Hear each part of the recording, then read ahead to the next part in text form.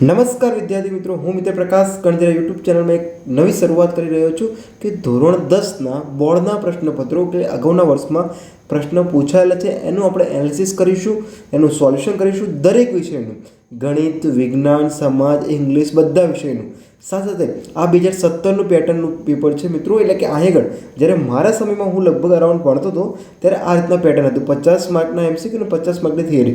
But at the time અત્યારે જે બી time situation પ્રમાણે જે બી પેટર્ન બદલાય છે એ પ્રમાણે બોર્ડના પેપરનું આપણે સોલ્યુશન કરીશું દરેક વિષયનું મિત્રો. ઓકે, ગણિત, વિજ્ઞાન, ઇંગ્લિશ, સમાજ દરેક વિષયનું. અને આગળ આપણે જે અત્યારની વર્તમાન પદ્ધતિ ચાલી રહી છે કઈ છે કે આગળ સ્ટાન્ડર્ડ મેથ્સ છે અને બેઝિક મેથ્સ છે, પરંતુ આપણે એનું પણ સોલ્યુશન કરવાનું છે. બધી જ લિંક ડિસ્ક્રિપ્શન બોક્સમાં આપેલી છે. જો તમને ન ફાવતો હોય પ્રશ્નો એને આપણે સોલ્યુશન કરીશું.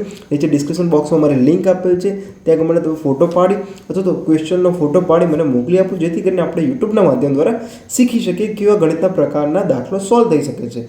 હવે સમજો મિત્રો કે આ અભિયાન છે સૂરજનો પ્રકાશ, જે ગુજરાતના 1 કરોડ વિદ્યાર્થી મિત્રોને જોડવાનો પ્રયાસ કરવાનો છે કે જે શિક્ષણના ધંધામાં ચાલી રહેલા દુર્વ્યવહાર સાથે આપણે કેવી રીતે લડવાનું છે, એક નવી ક્રાંતિ લાવવાની છે, એક નવી ક્રાંતિની શરૂઆત કરી છે મિત્રો આગળ.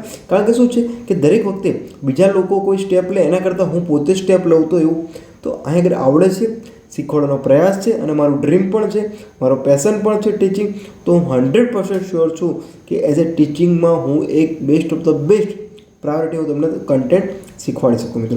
તો હવે કોઈ જ આડીઅવળી વાત નથી કરવાની, ટુ ધ પોઈન્ટ ડિસ્કશન કરવાનું છે. બટ આગળ તમને સમજાવવાનું મારે એટલું જ છે મિત્રો કે આગળ 2017નું પેજ છે.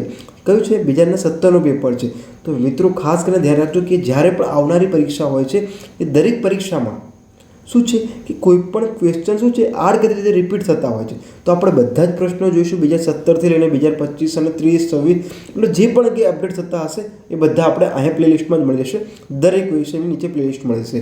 સાથે સાથે મિત્રો કે આગળ 50 એમસીક્યુ સોલ્વ કરવાનો કેટલો ટાઈમ આપતા હતા? એ સમયે 50 મિનિટ ગણો, એપ્રોક્સિમેટલી 50 મિનિટ થાય. કેમ કે જે 1 ઓવર એટલે કે 60 મિનિટના ટાઈમમાં તમારો પણ થોડોક 5-10 મિનિટ ટાઈમ વેસ્ટ થતો જ હોય છે.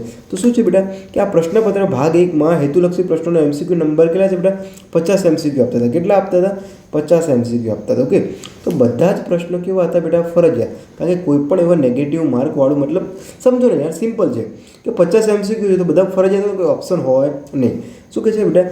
દરેકના કેટલા ગુણ હતા? દરેકના 1 ગુણ હતા. ત્યારની સિસ્ટમ અમે જે ભણતા હતા ત્યારની સિસ્ટમ છે મિત્રો. શાંતિથી સમજો. પછી શું કે કાળજીપૂર્વક અભ્યાસ કરી સાચો વિકલ્પ પસંદ કરીને કરો. તો બધી જ વાત આપણે સાચી છે, બધી જ વાત આપણે માની લીધી છે. હવે આપણે કેવા પ્રકારના પ્રશ્નો પૂછવાના છે, સાથે સાથે તમને ના આવડતા પ્રશ્નોની પણ નીચે લિંક આપેલી હશે મિત્રો. તો શાંતિથી સમજવાનો પ્રયાસ કરજો. તો મિત્રો હવે તમને એક જ ક્વેશ્ચન છે, જો તમને કોઈ પણ પ્રશ્ન ના આવડતા બેટા તો મારા ડિસ્ક્રિપ્શન બોક્સમાં નીચે લિંક છે, ત્યાં આગળ તમને મારો વોટ્સઅપ નંબર પણ મળી જશે, અથવા તો મારી ટીમ દ્વારા જે પણ તમને સપોર્ટિવ થતું હશે તે કરી આપશું મિત્રો. સમજો આગળ ઘટના શું બને છે બેટા? એ પહેલો પ્રશ્ન છે. શું છે કે ન્યૂનતમ અવિભાજ્ય પૂર્ણાંક અને ન્યૂનતમ વિભાજ્ય પૂર્ણાંક સંખ્યાનો લસા શોધો. શું કીધું છે બેટા? કે ન્યૂનતમ અવિભાજ્ય પૂર્ણાંક અને ન્યૂનતમ વિભાજ્ય પૂર્ણાંક સંખ્યાનો લસા શોધો.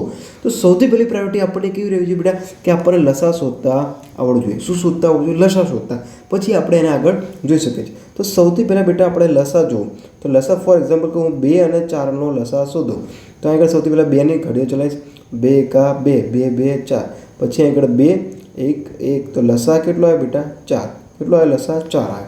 તો આગળ સમજવાનો પ્રયાસ કરો. શું કહું છું મિત્રો કે લસા કેટલો આવે? 4. તો ન્યૂનતમ અવિભાજ્ય પૂર્ણાંક અને વિભાજ્ય પૂર્ણાંક. તો બીજી ખબર હોવી જોઈએ આપણને બેટા, પૂર્ણાંક એટલે શું? ઓકે, 2 વસ્તુ છે, એકદમ બેઝિક કોન્સેપ્ટ સાથે છે, કોઈ હાર્ડમાં ઉતાવળ કરવાની નથી. તો હવે ફૂલ સ્ક્રીન ઉપર તમે ધ્યાન આપજો, તમને આખો ક્વેશ્ચન સમજાવીશ, ડિટેલ્સમાં સમજાવીશ. કેમ કે આની ઉપરથી, આના બેઝ પર, આના કોન્સેપ્ટ પર તમને બીજા પણ 2026, 27, 28 કે 30 કોઈ પણ પરીક્ષામાં પ્રશ્ન પૂછે તમને એઝ વેલ તમે ટેકલ કરી શકો છો મિત્રો. ઓકે, મેથ્સ, સાયન્સ, ઇંગ્લિશ દરેક વિષયના આ રીતે સોલ્યુશન કરવાનો પ્રયાસ કરીશું મિત્રો. તો અત્યારે હાલ જ ચેનલને સબસ્ક્રાઈબ કરો જો કંઈક શીખવા મળતું હોય તો જ. ઓકે મિત્રો, ચલો હવે આપણે આગળ જોઈએ. તો સમજો બેટા, આપણને શું કીધું છે? અહીં આગળ લસા ખબર પડી ગઈ. ઓકે, તો બીજી વસ્તુ શું છે બેટા? આપણને ખબર શું હોવી જોઈએ? 1 મિનિટ. ઓકે, ચલો શું છે પૂર્ણાંક સંખ્યા? તો સંખ્યાના પ્રકાર આપણને ખબર હોવી જોઈએ. તો ખાલી આપણે એક વખત જોઈ લઈએ ને શું છે. વચ્ચે શૂન્ય હોય, આ બાજુ +1 હોય, આ બાજુ -1 હોય. ઓકે, તો આટલી આપણને ખબર છે. ઓકે, તો હવે બેટા આ બાજુ કઈ આવશે? 1થી સ્ટાર્ટ થતો નેચરલ નંબર, પછી 0 થાય છે n, પછી W, પછી આવે તો Z. તો બેટા આગળ શું છે? પૂર્ણાંક. તો પૂર્ણ કીધી હોત તો W આવે. શું આવે બેટા? W. પરંતુ આપણને આગળ શું પૂછ્યું છે? પૂર્ણાંક. તો પૂર્ણાંક પૂછ્યું તો શું આવશે? Z આવશે. શું આવશે બેટા? Z. તો સાહેબ આ બધી વસ્તુ કેમ સમજાવો છો બેટા? કે મારો પ્રયાસ છે એકદમ બેઝિકથી તમે શીખો. ચલો હવે શું કીધું છે બેટા? વિભાજ્ય પૂર્ણાંક. વિભાજ્ય એટલો મતલબ શું થાય છે? કે ભાગી શકાય તેવું. શું થાય બેટા? ભાગી શકાય તેવા સંખ્યાનું શું ધોરણ? લસા. લસા આપણે શોધી લીધો છે.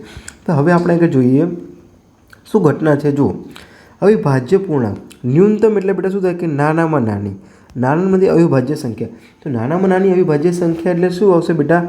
2. શું છે? 2. કે 2ને કોઈની વડે ભાગી શકાશે નહીં સિવાય કે 1 અને 2 સંખ્યા પોતે. ઓકે બેટા, ચલો આ બે વસ્તુ બની ગઈ. ઓકે, તો હવે પછી ન્યૂનતમ અવિભાજ્ય કીધી છે બેટા. કઈ કીધી છે સમજો. હવે આગળ શું કીધું છે? ન્યૂનતમ અવિભાજ્ય અને ન્યૂનતમ વિભાજ્ય કીધી છે બેટા. ન્યૂનતમ એટલે કે નાનામાં નાની અવિભાજ્ય સંખ્યા કઈ છે? 2. અને ન્યૂનતમ વિભાજ્ય સંખ્યા એટલે કે ભાગી શકાય તેવી, તો ભાગી શકાય તેવી સંખ્યા કઈ છે? 4. અને બંનેનું શું કરવાનું છે? લસા કરવાનો છે. તો લઈ લો લસા. શું લઈ લો બેટા? લસા લઈ લો. તો આગળ ચલો 2 ભાગ, ચલો 2 એકા 2, 2 2 4, પછી 2 ચલો 1 1. તો બેટા લસા કેટલો આવ્યો? 4. કેટલો આવ્યો? 2 2 4. તો જવાબ કયો? D. ખબર પડી ગઈ મિત્રો? તો આગળ આપણે માત્ર ને માત્ર બેટા સમજવાનો પ્રયાસ કરો. એકદમ ટુ ધ પોઈન્ટ શીખ્યા છે. એક કોન્સેપ્ટ ઉપર કામ કરું છું. કોઈ હાડમાર કરી નથી. જો મિત્રો તમારે આ જ રીતે કન્ટિન્યુ બીજે 17થી લઈને જ્યાં પણ સુધી પેપર અને જ્યાં પણ હું અવેલેબલ છું ત્યાં સુધી હું તમને લાસ્ટ મોમેન્ટ તક આ રીતે સપોર્ટ કરવા માગું છું મિત્રો. કેમ કે જ્યારે પણ મારા દ્વારા જે ભૂલ થઈ છે, મારા જીવનમાં ભૂલ થઈ છે, એ તમને ના કરો. તમે કોન્સેપ્ટ ક્લિયર કરો. જ્યારે 11 12 સાયન્સમાં જશો ત્યારે તમારા કોન્સેપ્ટ ક્લિયર હોવા છે તો જ તમે આગળ કરિયર ઓપ્શન વધારે તમે એઝ એ ઇન્ક્રીઝ કરી શકશો તમારો જ્ઞાન. તો મિત્રો આગળ આપણે દરેક MCQને એક સોલ્વ કરવાના છે. ભલે 4 મિનિટ થાય તો 5 મિનિટ થાય, કોઈ જ ઉતાવળ કરવાની નથી મિત્રો. તો મળીએ નવા એક આપણે ક્વેશ્ચન સોલ્વ કરીશું. અને એ પહેલાં તમારી એક રિક્વેસ્ટ છે મારી બેટા, એક શીખવા મળતું હોય તો ચેનલને સબસ્ક્રાઈબ કરજો. જો તમને લાગતું હોય કે મને આ ક્વેશ્ચન નથી આવડતો, કોમેન્ટ બોક્સમાં કરજો મિત્રો. સાથે સાથે ન આવડતા પ્રશ્ન તમે ફોટો પાડજો અને વોટ્સઅપ કરી આપજો. ત્યાં પણ મારી લિંક આપી છે. કેમ કે મારો એક જ પ્રયાસ છે કે ગુજરાતના 1 કરોડ વિદ્યાર્થી મિત્રોને આ અભિયાનમાં જોડું અને શિક્ષાના ચાલતા આ વેપારને, એક દુર્વ્યવહારને બંધ કરવાનો અથવા તો ટાળવાનો પ્રયાસ કરીશ એવી મારી એક આશા છે મિત્રો. મળીએ નવા એક MCQમાં નવું કંઈક શીખીએ. જય હિન્દ, જય ભારત.